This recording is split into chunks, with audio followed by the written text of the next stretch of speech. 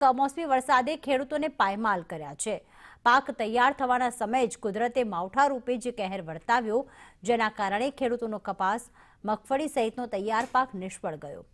જિલ્લાના લાઠી તાલુકામાં પણ આવી જ સ્થિતિ સર્જાઈ છે। લાઠી તાલુકાના કેરાળા ગામની વાત કરીએ તો એ મોટાભાગના ખેડૂતોએ મગફળી અને કપાસનું વાવેતર કર્યું હતું, પરંતુ મગફળી ઉતારા પર આવી ત્યારે જ કમોસમી વરસાદ તૂટી પડ્યો। પરિણામે મગફળીના પાથરા તણાયા અને પાથરામાં પડેલા વરસાદના કારણે મગફળી સાવ બગડી ગઈ। અમરેલી જિલ્લાની અંદર પડેલા કમોસમી વરસાદના કારણે જે તારાજી સર્જાઈ છે તેને લઈને લાઠી તાલુકાના કેરાળા ગામના ખેડૂતો છે તેઓ પણ આ ઝપેટમાં આવી ચૂક્યા છે। ત્યારે હું આપને કેરાળા ગામના જે આ ખેતરના દ્રશ્યો છે બતાવીશ કે આ મગફળી જે વાવવામાં આવી હતી ને તમામ મગફળીના પાથરા તૈયાર પાક ઉપર હતા, જેવો પાક અત્યારે નિષ્ફળ ગયો છે। કપાસ, મગફળી, સોયાબીન વગેરે પાક છે નિષ્ફળ ગયો છે। હું આપને દ્રશ્યો બતાવીશ કે આ જે મગફળી છે આ મગફળી હાલ સદંતર રીતે નિષ્ફળ ગયું હોય તેવા દ્રશ્યો અહીંયા લાઠી તાલુકાના કેરાળા ગામે સર્જાયા છે। ત્યારે આપણી સાથે કેરાળા ગામના ખેડૂતો અહીંયા હાજર છે, તેઓને પૂછશું કે કેવું નુકસાન છે અને કેટલો વરસાદ પડ્યો છે।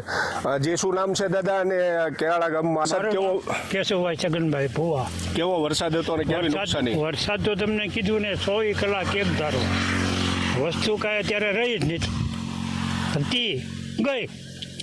હવે આ ખાતર બિયારણ તમે ગણો ને તો એને તો ડબલ ઉપર કરી, એના ઉપર તો ગાડી હોય કોઈ કરતું જ નહીં, કરાજી કોઈ નહીં કહે, કોઈ ડબલ જો ખાતરના ડબલ 3 ગણા દવાના, પાછા મજૂરી 3 ગણી, હવે બિયારણ તો એની વાત જ કરવામાં કોઈ હામો કોઈ કાર્યવાહી એની ઉપર તો થતી જ નથી। તો નુકસાની માથામાં તો બીજું કાંઈ શું કહેવાનું કે જે વાવેતર કર્યું ત્યારે 7 થી 8 હજારનો ખર્ચો કર્યો હોય અમે કરવાનો કોઈ જરૂર બરાબર છે, અને ત્યાર પછીનો અત્યારે કાંઈ હાથમાં આવે એમ નથી, અને આમાં સર્વે કરવાની જરૂર ક્યાં છે? સરકારને ખબર જ છે કે ભાઈ આ કમોસમી વરસાદ પડ્યો છે એટલે ખેડૂતો બધાય પાયમાલ થઈ ગયા છે। કપા તમે જોવો તો તળીને તળાવ થઈ ગયા, પણ એ હાથમાં અત્યારે નીચે પડી ગયા છે, આવે એમ નથી એક પૂંગળું, અને એ મજૂરી કરવા જાય તો વાહ કાંઈ વધે એમ નથી। સર્વે કરો, કોલ્યું કરો, કાંઈ હાથમાં આવ્યું નથી।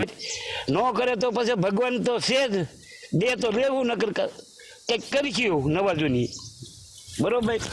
તો આપે જોયું જગતના તાતને જગતના નાથે રોવડાવ્યા છે। આ માવઠાના મારે કોઈને છોડ્યા નથી, ત્યારે આ ખેડૂતો છે તે પોતાની હૈયા વરાળ કાઢી રહ્યા છે। દર વખતની જેમ આ વખતે પણ એવું કરવામાં ના આવે કે સર્વે આજે કરવામાં આવે ને અમુક મહિના પછી કે વર્ષ દિવસ પછી આનું વળતર ચૂકવવામાં આવે, જેને લઈને ખેડૂતો ખૂબ જ પોતાની વરાળ કાઢી રહ્યા છે અને રજૂઆત કરી રહ્યા છે તાત્કાલિક સર્વે કરી અને તાત્કાલિક રીતે આ સહાય પેકેજ જે છે એ આપવામાં આવે। પ્રદીપ ઠાકર, સંદેશ ન્યૂઝ, લાઠી।